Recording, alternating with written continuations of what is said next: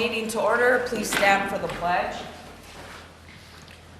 I pledge allegiance to the flag of the United States of America and to the republic for which it stands, one nation, under God, indivisible, with liberty and justice for all.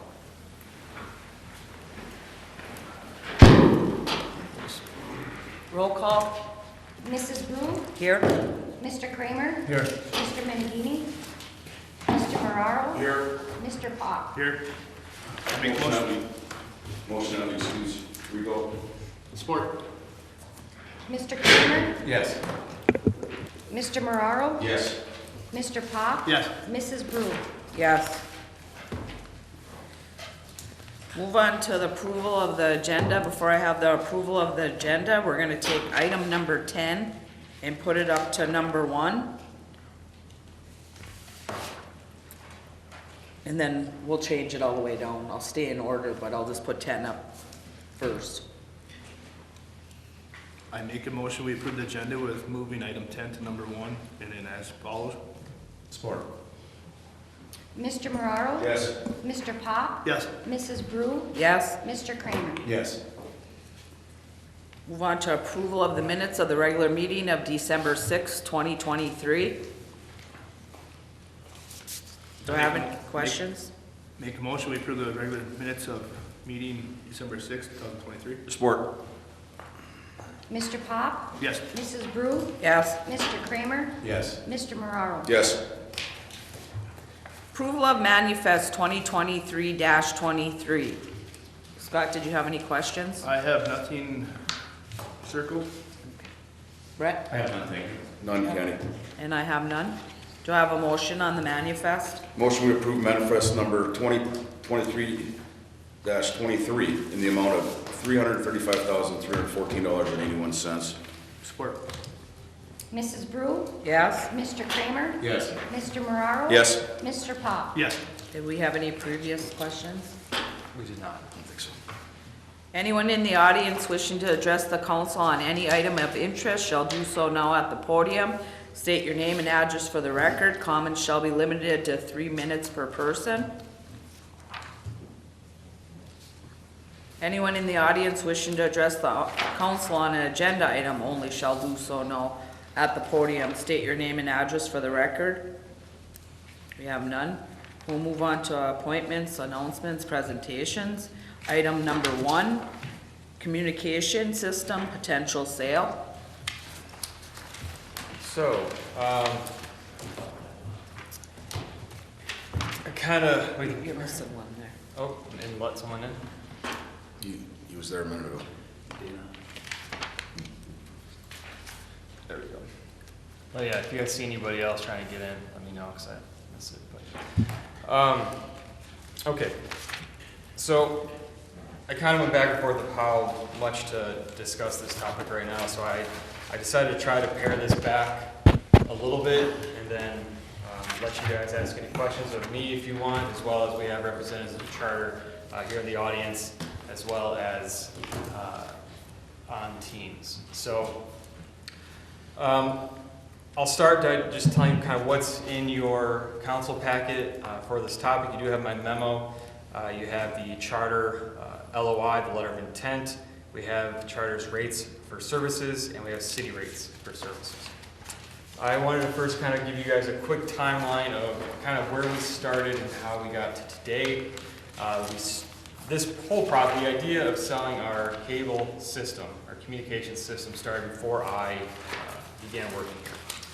But in April of 23, we put out the RFP to solicit interested buyers in our system. In May of 23, we received 4 interested firms in our system. In June of 23, we received 2 non-binding offers, one from Charter and one from Astria. In August, between August and September of 23, our team did a due diligence on how we would approach a potential sale through legal and technical aspects. Then in October of 23, I met with Astria and Charter to go over a final list of Q&As and answer any questions they might have to get them to sending in a final non-binding offer, which we received in December. Also in December, Astria withdrew their offer, and Charter did submit their non-binding offer at the $5 million mark. The questions that continue to circle as to why we would entertain selling our communication system was a few factors. We talked about the long-term staffing concerns of technicians and anything to do with that system if we were able to continue finding those individuals to operate our system. We had the fundamental question of should our municipality be in the business in telecommunications? Do we have the technical expertise? Do we have the management background in this type of field to effectively continue to operate and manage such a system? We discussed being able to provide our customers with the best and most reliable internet, cable, and phone, and if we had the capacity to continue to provide that and stay ahead of technology and able to do so, and the question remains, will we be able to do that for our customers? And Charter, I do feel they are in a position as a company to continue to stay ahead of technology and provide those infrastructure upgrades that I don't know, I'm certain we will be able to do that effectively over time for our customers. So part of this is this in the best interest to make sure our customers get the best service that's in this, that we can provide. What we are looking for tonight is authorizing me to sign that LOI. That LOI does not say that we are 100% selling this system to Charter. It is not saying Charter 100% is buying this system. It is saying that Charter and the city are in good faith working together in the interest of selling our system to them after they do their final due diligence. And at that point, they will at some point submit their final binding offer once they complete that process. So tonight, basically, if you authorize to sign the LOI, we work with them in good faith, and we aren't seeking other interested parties to sell our system to during that period of time. So that is a very high-level brief of this. And then from here, I was going to leave it open to all of you to ask myself, Scott, or any member of Charter any questions you may have. Candy and I did meet with Tim and their team to discuss what Charter can offer and kind of how that process would look if we indeed sell. So that may be something you also want to ask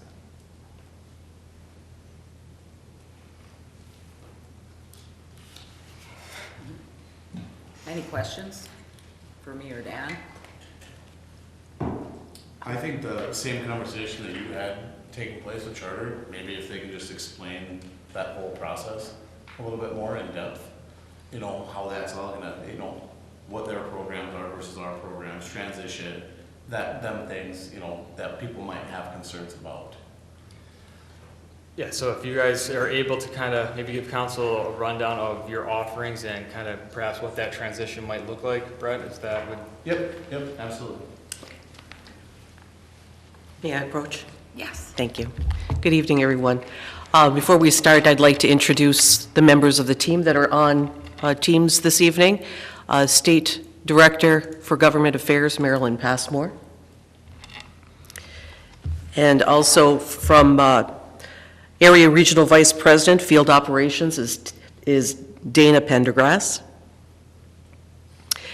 Tim Gardger, Senior Manager, Mergers and Acquisitions, Corporate Finance in Stamford, Connecticut. Welcome, everybody, tonight, and nice seeing you again. And I'm Joan Movrich. I am Manager for State Government Affairs for Charter in Michigan, and I'm based in Ironwood, so I'm just a short jaunt away and made the trip this evening. I also am Manager for across the UP in Northern Michigan, and I would be on hand for any questions, but I'm going to cede to the teams that are on video tonight, and I'll jump in with questions as well. If we want to give an... you want to give an overview of what Councilmember Kramer has questions on, and we can start. I think what we did with our meeting earlier in the week would be really great. Yes, hi, Marilyn Massmore, State Director for Government Affairs. It's Joan on my team. She's our lifelong UFer who works for Government Affairs, covers the UP in northern and lower Michigan. I'm based in Grand Rapids area, northern Kent County, and we operate, of course, all across this state. My colleagues, I see Chris just joined, so I'm going to have Tim introduce himself. I'm 22 years with the company. Joan, I think, is close to 30. Is that right? Yes. Yep. And she started as president before she worked for us here at Charter. But I'll turn it over to Tim, and then the other folks can introduce themselves. So we'll kind of talk through the company and what the process will look like, et cetera. Go ahead, Tim. Thanks, Marilyn. Hopefully you guys can hear me okay. So Tim Barker, again, Senior Manager on the Corporate Finance team. So I've been with the company about 2.5 years, based in Stamford, Connecticut. And I think my role in all of this is from a deal process and financial valuation perspective. So I've been working with Dan for the better part of this year on our first initial offer back in the May-June timeframe, and then setting us through your guys' technical evaluation, and then all the way up to our final bid. So any questions related to the immediate next steps of the process, additional due diligence we're going to require, working towards a binding purchase agreement, things like that. I don't have it in for any of those, but yeah, so that's me, and maybe I'll pass it over to Dana for a go. Good evening, everyone. Nice to see you. Sorry it's at such a great distance. I'd much prefer to be there in person. I've been with the cable industry since 1992. If somebody wants to calculate the years of that, I prefer just to refer to the year because the years make me sound old. But I've been in cable for a good long while, and I started out actually as a technician, and so I've done pretty much everything you can do in the cable industry. My role in this is, as the area vice president for the Michigan MA, I control all the field operations, whether it be maintenance, construction, the actual technicians that would come inside the customer's home to do installations and service-related work, all of the follow-up customer service type things for resolving issues. Any of that would be under my direct leadership. We have a really good size footprint in the Upper Peninsula already. All of the Lower Peninsula, obviously, all of Michigan. And we also control a pretty good chunk of Indiana. So it's a pretty wide spread for the Michigan MA. We have about 1,000 employees that work from us in any one of those functional areas.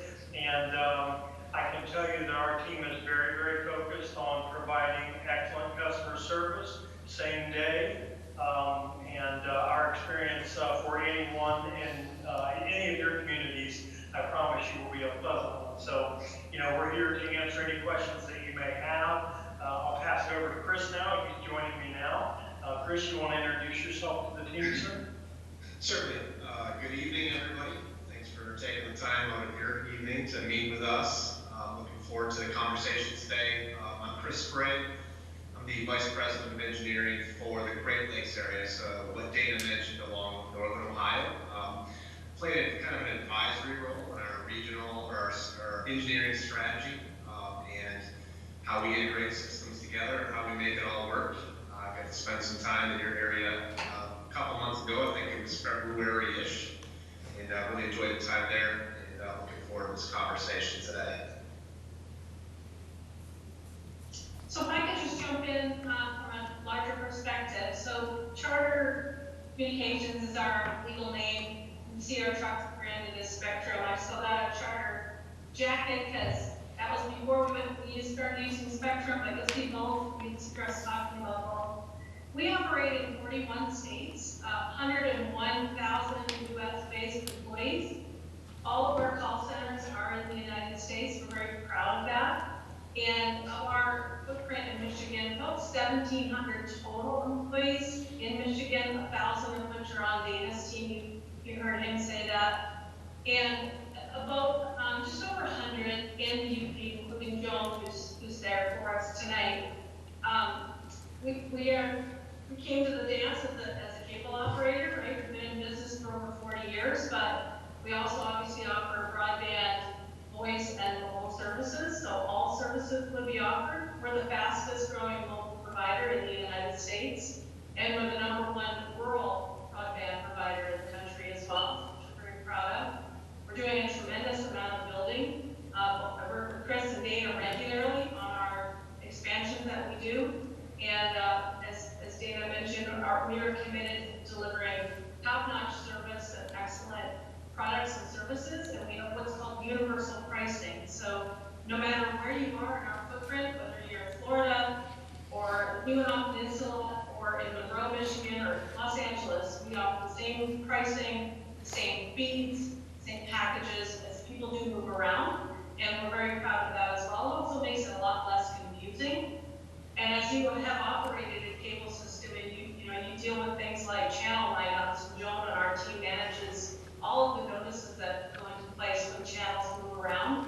And one of the things that we've done over the years is had consistency between markets. So for example, if a customer lives in Livonia but has a cabin in Gaylord, the channels are going to be found in the same place no matter where they are in the state. So all of the public access channels are in the same place. They're going to find Fox News in the same place. They're going to find the local ABC affiliate in the same channel. That's important, but it's a tremendous amount of work to do that. And as a company, we continue to not just invest in the network, but invest in our people. So starting pay $20 an hour plus benefits, and we are just growing. We added, what was it, Dana, 3,500 jobs just in our region during COVID, which was incredible. But we really had to stand up and be able to pivot as people were home and wanting that accessibility to the network. So with that, I'll stop and pivot over to Tim, who can kind of walk through kind of the next steps, and then we're happy to take the questions that come up as we go through it. Yeah, maybe just before I jump into the next step, were there any initial questions or reactions to anything you said thus far? Or? No. No. Cool. So I know this is a repeat for Dan many times over, and Candy probably as well too, but so in terms of immediate next steps, I know Dan mentioned, and I think it's an important point, that the letter of intent that you would be signed after this meeting, it's a non-binding one, but it is a show of good faith on both of our parts that we want to work towards an actual deal to acquire the Norway system. So if we were to sign the LOI, the immediate next steps would be additional, more granular due diligence on our part. To date, we've obviously done a bunch. Chris and Dana have seen and gone to the city and evaluated the systems and been hands-on. I've also worked with Dan on pretty, important system information. But next steps would include, actual contract review, thinking through a franchise. I know that's maybe easier because you guys own the system. It's just more granular level due diligence, which is pretty standard for these types of transactions. I won't go into too much detail. But that can take, a number of weeks for you guys to compile that, and you'll work with our legal team to do all of that. We work pretty collaboratively on that process. We don't kind of just give you a whole list of requests and ask you to go ahead and go do that. We'll do with you every step along the way. And then from there, once we have a critical mass of due diligence and we're comfortable, we'll work on an actual binding purchase agreement, which is a longer form legal document that you'll work with your legal counsel on as well. And so we'll work in good faith, through that process.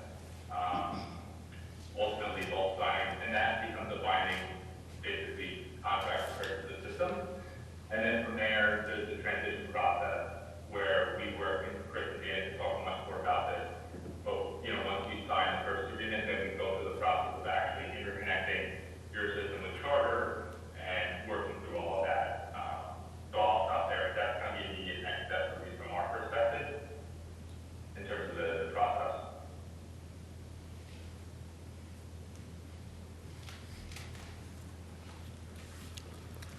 Did anybody have any questions at this time?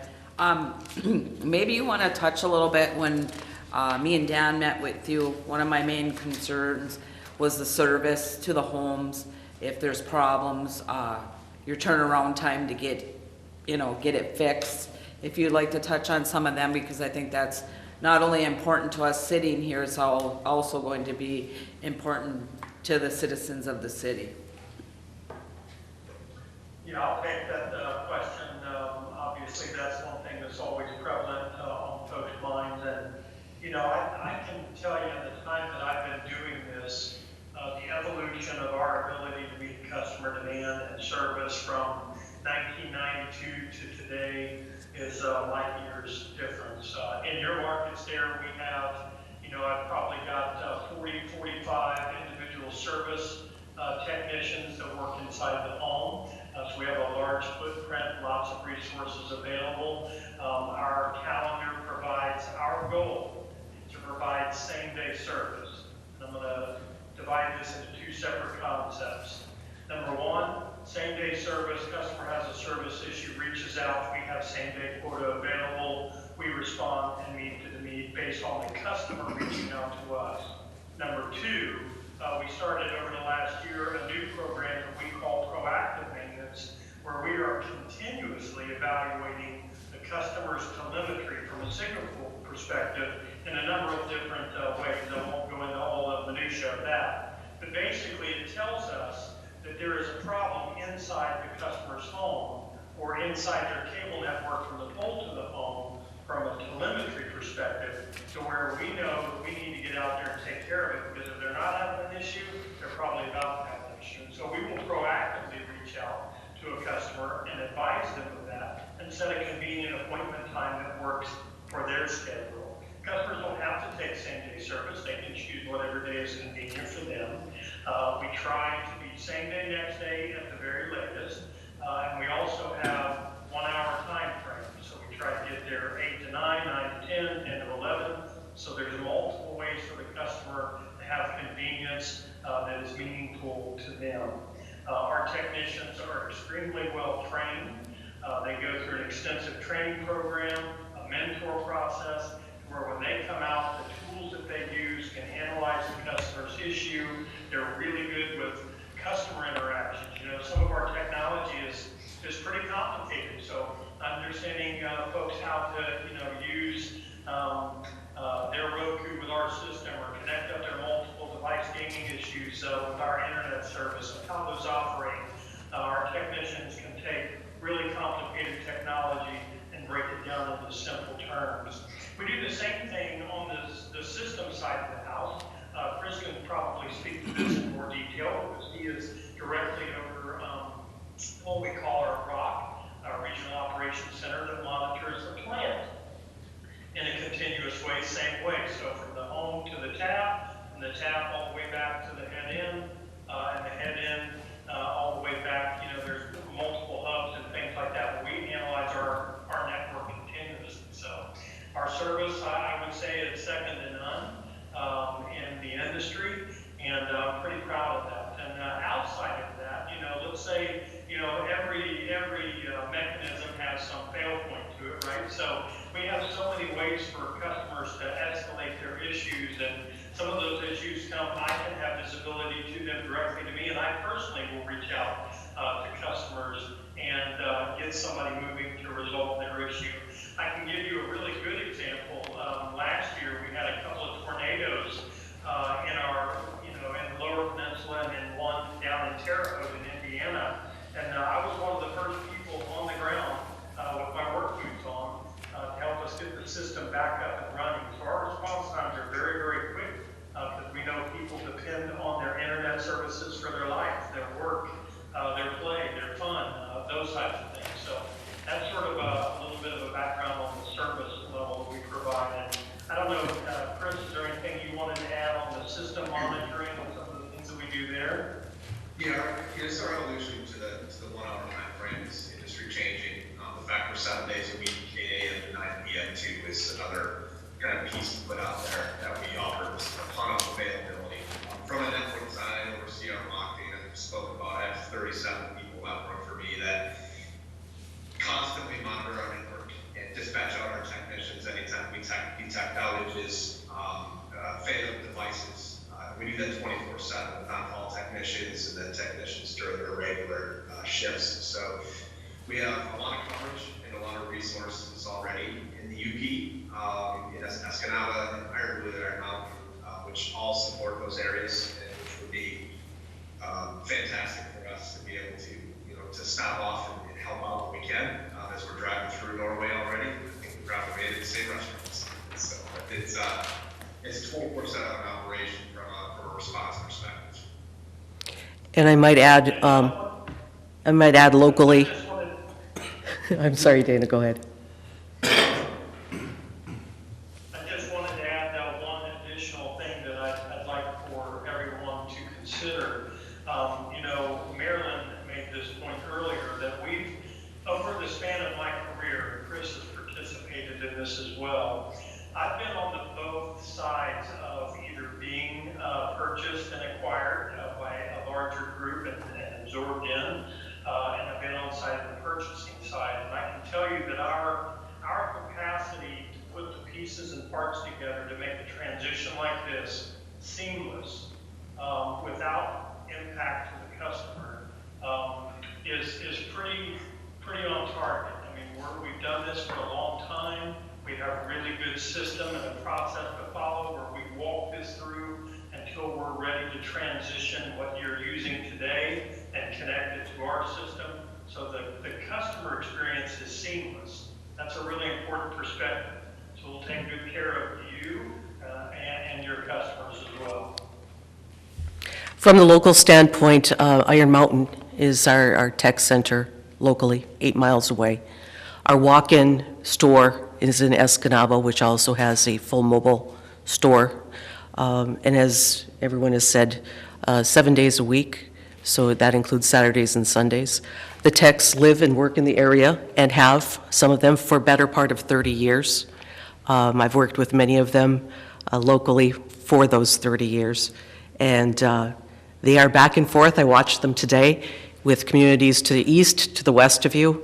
And I've seen the trucks out many times today working service areas.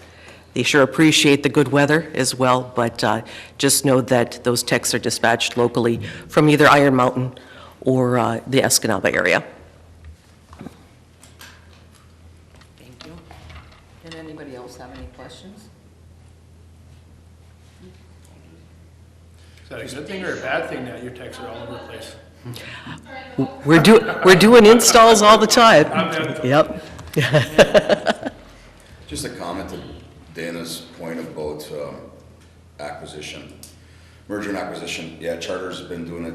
Well, I used to work for cable constructors, so we actually were part of the Resin Yes. and Marcus cable. Yes. Times when Charter first got into the ring, CCI was their master engineering, basically handled all your engineering back then, and Charter has a ton of experience in purchasing and mitigating systems, to Dana's point, seamlessly. So I can definitely vouch for that. Good. Does anybody want to, I know the mayor and I kind of heard, do you want them to speak on how that transfer would happen? If customers are going to see any downtime, do you guys want to kind of hear, I'll tell you they won't see any downtime, but do you want them to just explain kind of how that process would work, or are you guys okay with so far? I think with the level we're at in this agreement or potential agreement, I don't know that we need it, but at some point, I think, yes, a little bit lower level, explanation, or, how that'll all work if this does go forward would be a good thing. But at this point, I mean, I think we're just at that level where an explanation is really not necessary as far as that goes. Yeah, I kind of plan if we move forward in signing the LOI over the next, couple of council meetings, we should start thinking of some transition things we can just start, we've had conversations with the bond and how that's going to work, so we can start discussing that, as well as, the potential for the the purchase price and what we might do with that. So these are discussions that we're gonna start, we should start moving forward as if, we do this, that way we're prepared when it does happen. Anything else? Go ahead. Simply only as to the language, and I think Dan referenced this in chat, I'm not sure who to address regarding it. Just with our letter of intent in page 3, there's a confidentiality clause, which obviously as a governmental unit, we have some, Open Meetings Act, FOIA. I thought it best maybe just for cleanliness to strike that if it's okay, because as we're out here talking, and I think Dan mentioned it to the team, we pride ourselves on being open and as transparent as we can with the public, and with Open Meetings Act, the requirements and FOIA requirements, we're bound by those as well. So that's what the only thing I saw in the letter of intent was just that in a normal, if it was a private entity, we would certainly be looking at that confidentiality. But here we are talking about it openly, and I think the cat's already out of the bag. But I thought just for the cleanliness of the agreement, perhaps, maybe reference and maybe strike that. And we did talk to Tim and Charter to get their permission to share this publicly, and they did respond. But I mean, Tim, do you have any comment on language of confidentiality? Yeah, I can. I don't want to speak of behalf of Charter's legal team that on the call, but like you said, Dan, I've spoken to them already before this meeting about maybe certain details of this all public, and I don't suspect they'll have any issues with striking that, or at the very least modifying the language to speak to some of the points you just made. But yeah, we can send over a letter that reflects that, shortly after the. And I would anticipate that when they make the changes, there's certain proprietary things they're going to not want us to share if we can avoid it. So I'll assume that there'll be some changes, but that makes sense to me as well. Thank you, Tim. Great. Yeah, well. I want to thank all of you for taking time to speak to us tonight, speaking to me and Dan the other day. Really appreciate you guys taking your time. I thought we had a great meeting the other day when we went into a little bit more detail, but as Brett said, we'll get into that more down the road. I want to thank Joan for coming here tonight. Appreciate that. You're welcome. Too. So do we have any other questions, or do you guys have anything else that you would like to say? Yes, I was just going to talk briefly about our speed, because I think it's always good to look back at where you were, and then I'll turn it over to Chris to talk about where we're going. But to give you an example, when I started the company 22 years ago, we had just launched 1 meg service. And 10 years ago, we were at, I believe, 10 meg service. And now our starting speed is 300. We offer 500 and 1 gig. And we've offered 1 gig to the home for 5 years. So Chris, why don't you talk about, as an industry and as a company, the evolution and the breathtaking advances that are happening and what's coming on the horizon for our company. Boy, Marilyn, you're really setting me up. I better blow their socks off. It's really exciting to see the evolution. Like Marilyn, I've been with Charter in some capacity for over 20 years, and we used to laugh when we launched 1 meg or 10 meg. Why would anybody need these speeds? And we realized as a company that we have to be ready for our customers before it's needed. We're currently, as a company, going through an evolution to be able to offer gig symmetrical speeds to every home we service in the nation, while building an additional 1 million homes a year for the next 5 years. So we talk about rural expansion. We're getting to homes that have never had access and providing a service to homes that have needed it so desperately for years. And we're able to future-proof a network so our customers are able to have gig symmetrical speeds when they're needed. It may not be needed today, but we know the way the exponential growth of the products that are being introduced to the home, that we're going to have to be ready for it. So we are already in process across many of our markets with upgrades required to do this. It's something that we're going to offer to every home we pass. We're really excited about 2 gig by 1 gig and eventually 5 by 5 at the home on the network that we have today. And we'd be able to offer that to you and your customers in any capacity they need. They're not required to get it, obviously. But that evolution also includes our mobile service. And one of the things we're proud about is our convergence between our mobile product and the internet product. I grew up in Sheboygan, just south of the UP. I can't claim to be a Uber, but I got to look at it a lot. And cell service was a problem there. It would work in town, but when I got home, there was no way it was going to work. With our product now, as long as you have internet, your mobile phone works at your home no matter what. And anybody else who has our product, theirs will work there also. So we're able to kind of close that tower issue, that gap issue we have in customers' homes where, they get home and they're off the grid with their cell phone, or can't get a hold of them, or they can't make that emergency call they need to make. And our service is able to bridge that gap. So those are just a few things that our evolution as a company from a product perspective and a technology perspective that we're really investing into the future to be able to offer products to customers at a price and a level that they expect. Thank you.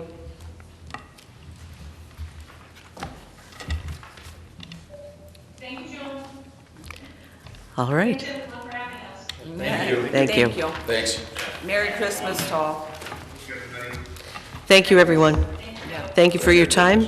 I'll be leaving to go back home to the western end of the UP, but happy holidays to you all, and thank you. Thank you. Thank you.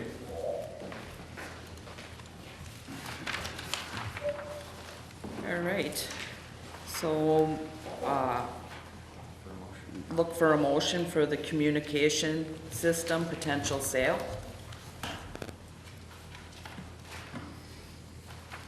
So this would just be a motion to authorize me to sign that LOI, which would put us down that path. Order.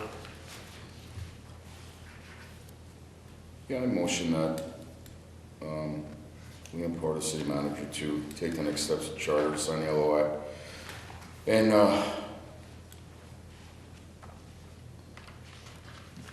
anything else, Ron? Oh, with that change. With though. the change that we. With the change of the confidentiality clause, so we are in compliance with FOIA and any other public statutes we.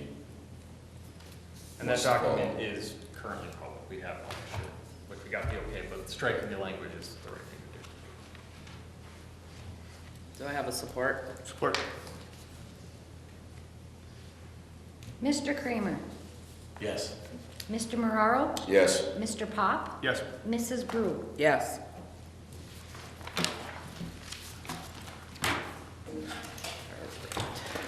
We'll move on to Downtown Development Authority.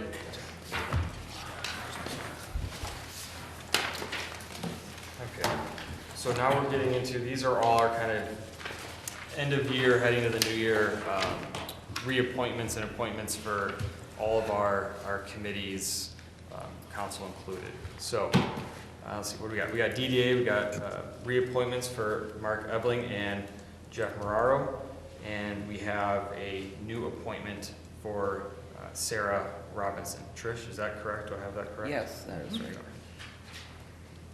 So, Grant, what do you want them to do one by one, or can they just approve the appointments as a whole for each? You always tend to just say approve them as a whole, but I never know if anybody has it. Usually there's no objections or any issues. I mean, But I can't read minds. yeah, to so- me, if you think it's okay, I'm okay with it, if council's okay with it. But at the same time, I don't wanna muck it up in the event that there is an objection, create bigger issues. I think just the cleanest thing to do is do it one by one. Sorry, guys. No, it makes sense. I make a motion we reappoint Mark Ebling to a 4-year term expiring December 2047. Support. Would you like me to do I? All right. All in favor? Aye. Opposed? That's longer. Hear none? Move on to the next I one. make a motion we approve Jeff Marraro to be reappointed to a 4-year term expiring December 2027. Support. All in favor? Aye. Opposed? Nah. You don't want to be on? Next one. I make a motion to appoint Sarah Robertson to be appointed to fill the open seat expiring December 2025. Support. All in favor? Aye. Opposed? Hear none.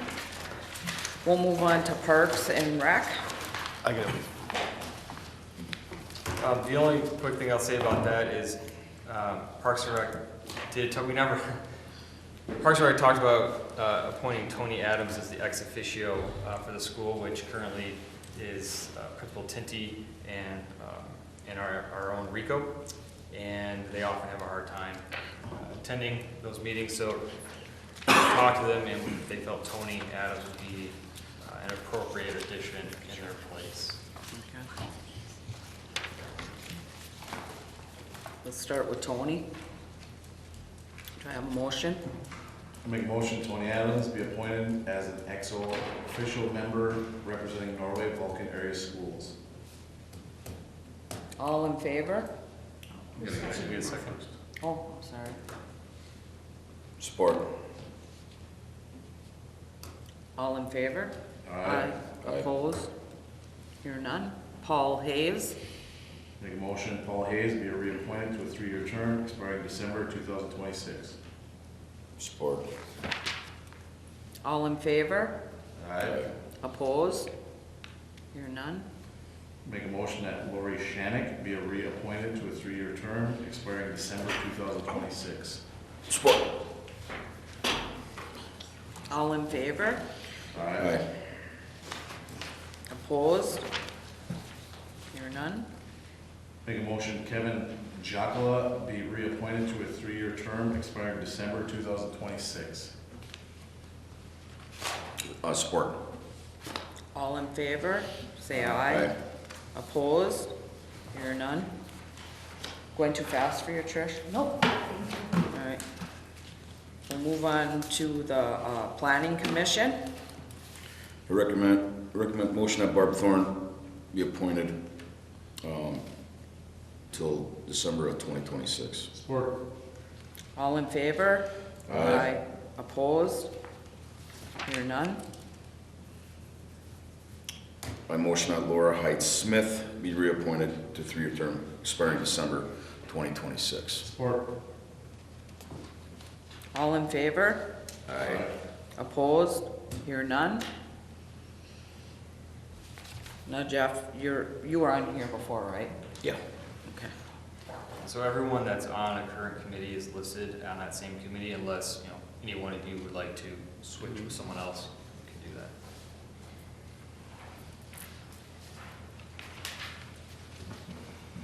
that. Do I have a motion on Jeff Marrero? I make a motion to reappoint Jeff Moraro as council representation. Can I Second? support that or what? I did. Oh, did you? Thanks. All in favor? Aye. Opposed? Hear none. And I'll just mention, we have 2 open seats, if anyone from the public would like to join us on the planning committee. Move on to Norway Zoning Board of Appeals. So for this one, we are accepting the resignation of Jim I can't say his last name. Rowski, thank you. He's moved out of the city limits and therefore cannot sit on the ZBA. So we are accepting his resignation and we are looking for his replacement. Okay. Do we have these on our TV channel so people know? Are we sure that he has to be in the city? I mean, could we check on that before we accept that? Yes, we can. I think you do have to be. I know there's some that you do and some that you don't. Because we used to be with the township, and the township had their representatives and we had ours. Okay, so that's when that changed? No, well, then they went on their own. Yeah. Okay. So I'm almost 99% Okay. positive, but if you guys want to check, because there's nobody to appoint anyway, But I'm pretty Sure. sure you have to be from Norway. Yeah, and like I said, I know that there was some that you could or couldn't, you know what I mean? You can look into it and we can, Yeah, I can verify, I thought, okay. I'm pretty sure it is though. Cause at that time, when I first got on, you had to have so many from Norway and then Vulcan Yes. had so many representatives, but the ones from Norway, for our representatives had to live in Norway. Okay. Just so we could check on it before we accept or deny his resignation, Okay. please. Yep. We'll move on to Jake Mangini, Museum Board of Appointment.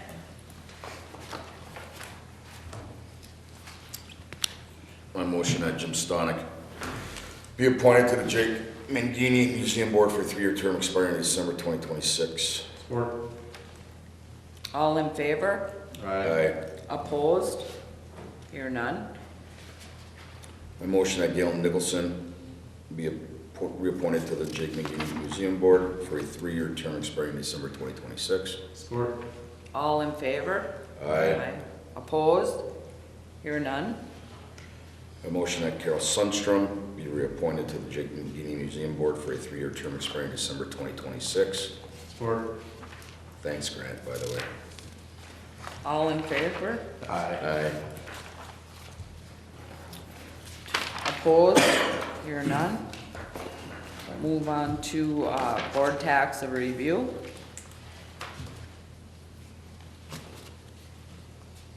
Make a motion to reappoint Ron Vivio to the 2024 Board Tax Review.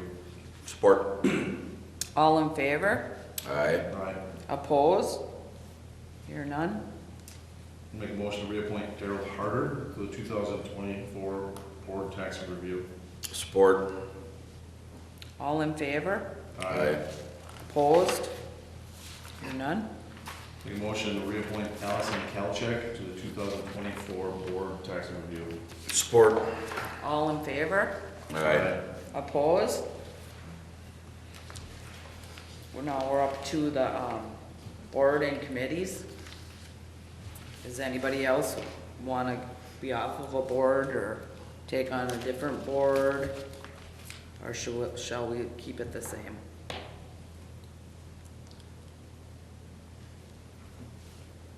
Anybody want any changes? Can we do this one all at once? Yeah, that one we can.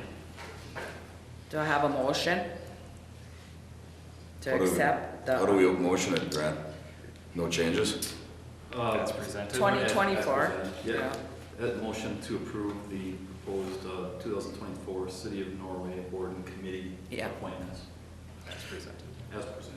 Motion, we approve the 2024 City of Norway Board and Committee council representation as presented. Support. All in favor? Aye. Opposed? Hear none. Moving on to our council schedule.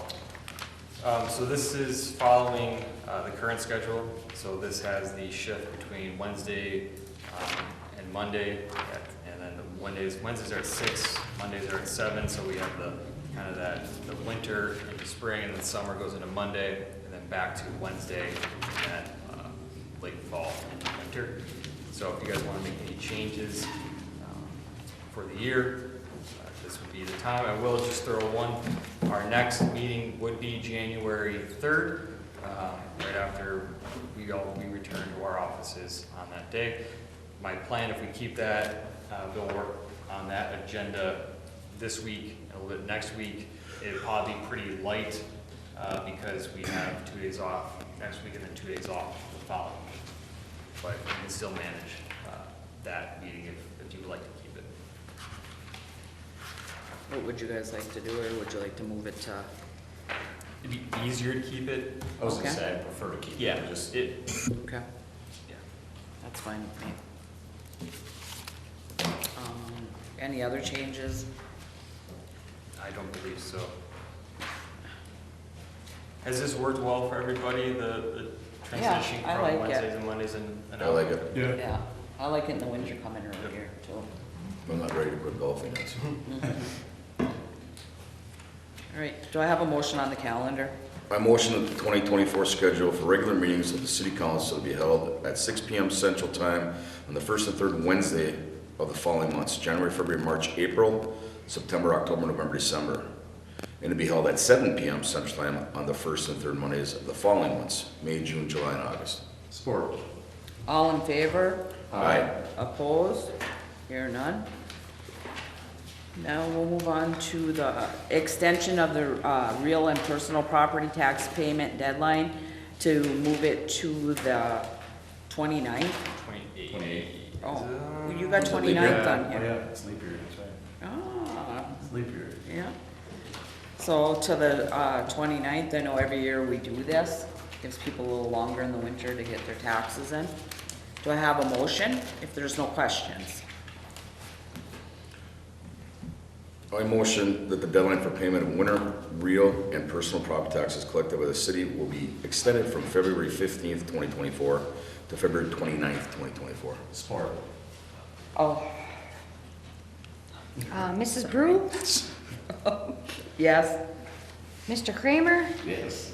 Mr. Marraro? Yes. Mr. Pop? We'll move on to mayor council comments. Brett, did you have anything? I have none, thank you. I have none. Want to wish everybody Yeah, Merry Christmas. Merry Christmas. Happy New Year. And a Happy New Year. Have a safe New Year and Christmas. I also want to extend Merry Christmas and Happy New Year to our employees and everybody who works here. Enjoy your time, enjoy your little bit of time off, and to your families also. Dan? I second your comment there. Grant? Nothing, Madam Mayor, thank you. Do I have a motion to adjourn? Motion to adjourn. Support. All in favor?